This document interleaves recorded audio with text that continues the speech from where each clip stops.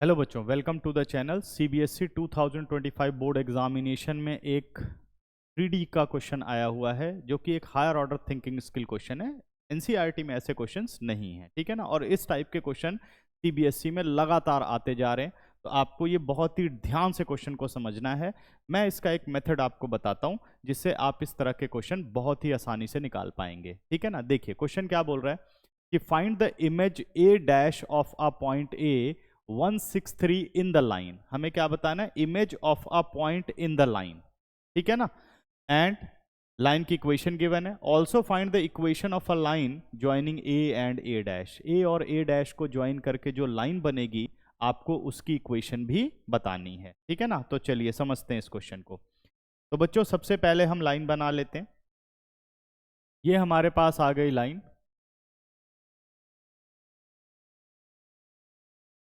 ये हमने अपनी लाइन ड्रॉ कर दी और लाइन की हमें जनरल इक्वेशन गिवन है x upon 1 is equal to y minus 1 upon 2 is equal to z minus 2 upon 3, ठीक है ना। कई बार ये क्वेश्चन कार्टीजियन फॉर्म में इक्वेशन देगा लाइन की, और कई बार ये वेक्टर में देगा। अगर कार्टीजियन में दे रहा है तो कोई प्रॉब्लम नहीं है, वेक्टर में दे रहा है तो बच्चों सबसे पहले उसे कार्टीजियन फॉर्म में कन्वर्ट कर लेना है। हमने कन्वर्ट कर लिया।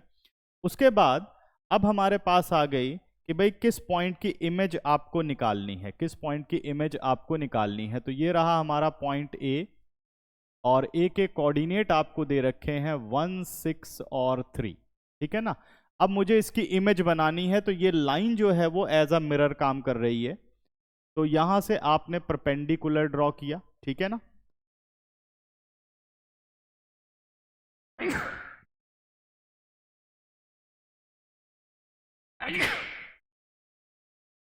तो यहां से आपने परपेंडिकुलर ड्रॉ किया और इसकी इमेज कहीं यहां अंदर बन के आ गई मिरर में, ठीक है ना। तो ये हमारा हो गया ए डैश, जिसकी हमें इमेज निकालनी है। तो ए डैश के मैंने कोऑर्डिनेट मान लिए x1, y1 और z1, ठीक है ना।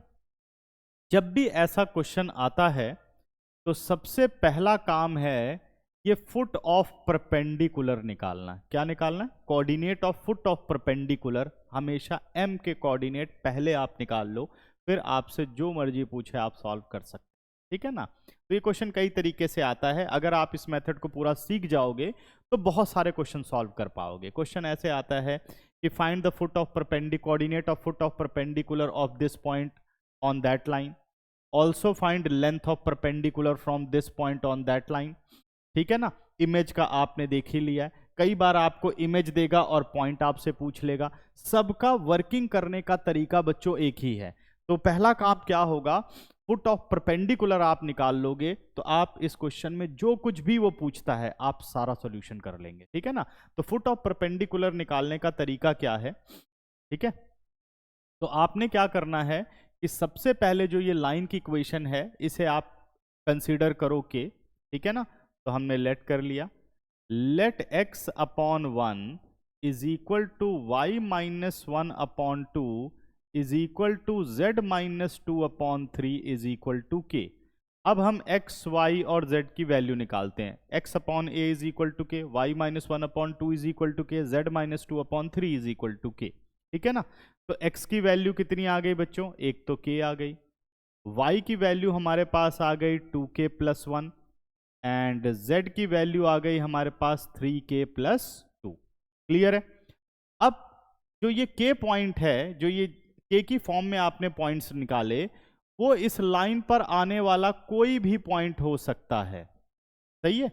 वो k पे डिपेंड करेगा, k की वैल्यू उसी के अकॉर्डिंग निकलेगी। तो हमने क्या किया, हमने ये कंसीडर किया कि ये जो पॉइंट है ये m कोऑर्डिनेट को रिप्रेजेंट कर रहा है, यानी k 2k प्लस 1 और इधर आ गया 3k प्लस 2, ठीक है ना। किसको रिप्रेजेंट कर रहा है? m को रिप्रेजेंट कर रहा है। यहां तक आ गए आप।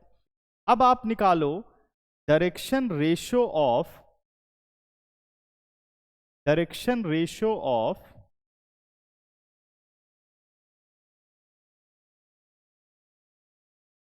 तो हमें क्या फाइंड आउट करना है? Direction ratio of M. क्या निकालना है? एम। ए मिल चुका है, एम मिल चुका है, तो हम निकाल लेते हैं बच्चों D Rs of drs of am। अब देखिए am के डायरेक्शन रेशियो क्या होंगे, m माइनस ए कर लेते हैं, x2 माइनस x1 यानी k माइनस 1,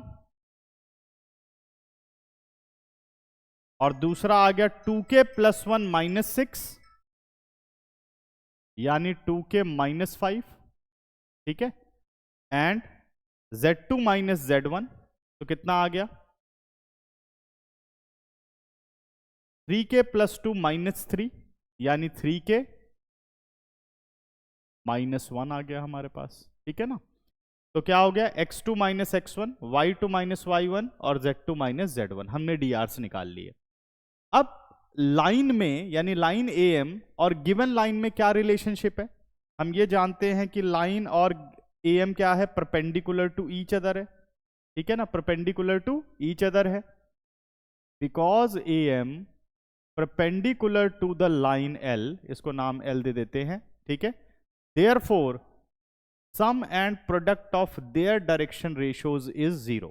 तो यानी अगर मैं लाइन के डायरेक्शन रेशियोज की बात करूं तो वो है 1, 2 और 3, लेकिन पहले ये देख लेना चाहिए क्या लाइन स्टैंडर्ड फॉर्म में है। स्टैंडर्ड फॉर्म कैसे चेक करोगे, एक्स वाई जेड के जो कोफिशिएंट है वो हमेशा 1 होने चाहिए, नहीं है तो पहले स्टैंडर्ड फॉर्म में चेंज करो। स्टैंडर्ड फॉर्म क्या है लाइन की, x minus x1 upon a, y minus y1 upon b और z माइनस z1 अपॉन सी।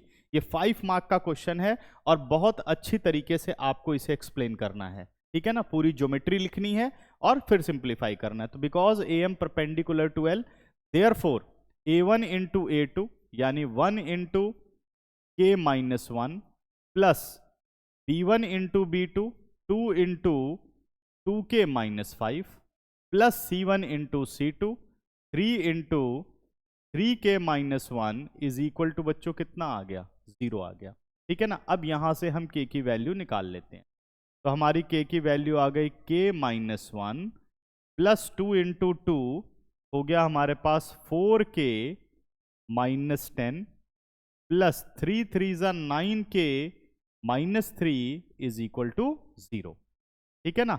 अब k की वैल्यूज हो गई 9k plus 4k plus k 13 plus 1 कितना आ गया हमारे पास 14k माइनस 3 और 10 माइनस 13 और minus 1 minus 14 is equal to 0। तो यहां से हमें पता चल गया कि k हमारा कितना आ गया 1 आ गया, k की वैल्यू कितनी आ गई 1 आ गई। जब k की वैल्यू हमारे पास 1 आ गई तो अब मैं m पॉइंट बड़े आराम से निकाल सकता हूं।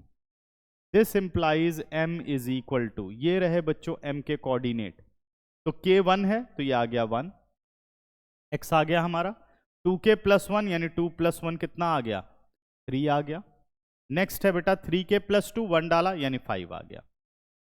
तो m के कोऑर्डिनेट हमारे पास आ गए 1, 3 एंड 5, ये हमारे पास m के कोऑर्डिनेट आ गए, ठीक है ना। अब मुझे क्या चाहिए, मुझे तो इमेज निकालनी है यानी a डैश के कोऑर्डिनेट निकालने हैं।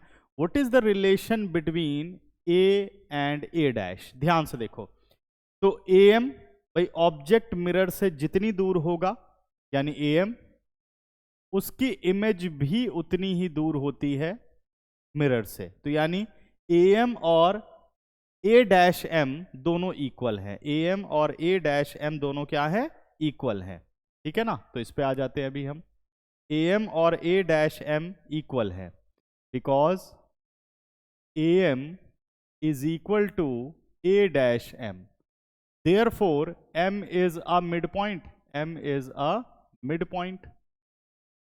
अगर m मिड पॉइंट है तो क्या m के कोऑर्डिनेट निकाले जा सकते हैं, दिस इंप्लाइज m। अब m निकाल लेते हैं a और a डैश की फॉर्म में, तो मिड पॉइंट कैसे निकलता है x1 प्लस x2 यानी x1 plus 1 upon 2, y1 plus 6 upon 2, y1 plus 6 upon 2 and z1 plus 3 upon 2। But m के कोऑर्डिनेट हमें क्या दे रखे हैं, लेकिन m तो हमारे पास है 1 3 5 1 3 5, तो दो कोऑर्डिनेट मतलब एक ही पॉइंट के दो अलग अलग कोऑर्डिनेट नहीं हो सकते, इसका मतलब ये दोनों कोऑर्डिनेट बराबर हैं, ठीक है ना। इसका मतलब ये दोनों कोऑर्डिनेट बराबर हैं। ठीक है, तो अभी इन कोऑर्डिनेट्स को निकाल लेते हैं।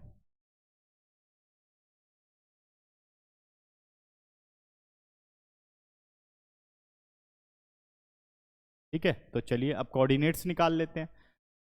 यानी अब हम वन बाई वन इन्हें इक्वल कर सकते हैं। वन बाई वन हम क्या कर सकते हैं, इन्हें इक्वल कर सकते हैं। यानी x plus one, this implies x plus one upon two is equal to one हो गया। y plus one, y1 plus six upon two is equal to three हो गया। z1 plus three upon two is equal to five हो गया। ठीक है ना, तो फाइंड आउट कर लेते हैं बेटा। अगर हम फाइंड आउट करें तो 2 मल्टीप्लाई 1 माइनस, यानी x1 की वैल्यू कितनी आ गई, 1 आ गई। 6 माइनस 6, y1 हमारे पास 0 हो गया। 10 माइनस 3, z1 हमारे पास 7 हो गया। तो इमेज के कोऑर्डिनेट क्या आ गए, यानी a डैश के कोऑर्डिनेट क्या आ गए, 1 0 एंड 7। ठीक है ना, ये हमारा फाइनल आंसर हुआ इस क्वेश्चन का। ठीक है ना यहां तक। अब आगे कहता है find the equation of line joining A and A dash. तो equation of a line from 2 points.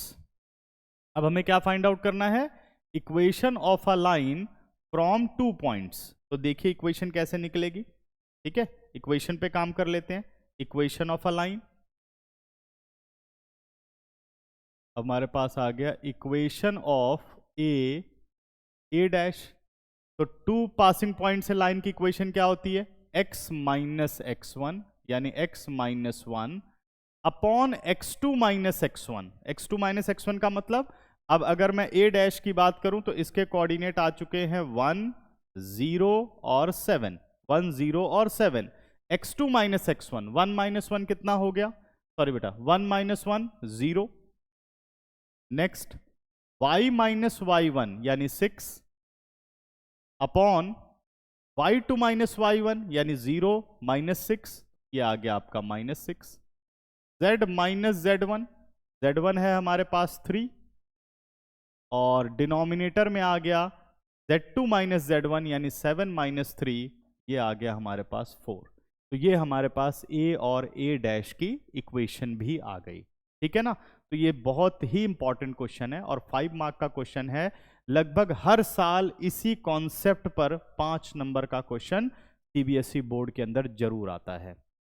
ठीक है, तो मुझे लगता है समझ में आ गया होगा। और भी ऐसे अच्छे क्वेश्चन देखने के लिए आप पूरी की पूरी playlist CBSE hot question PYQ वाली आप फॉलो करें। ठीक है, थैंक यू।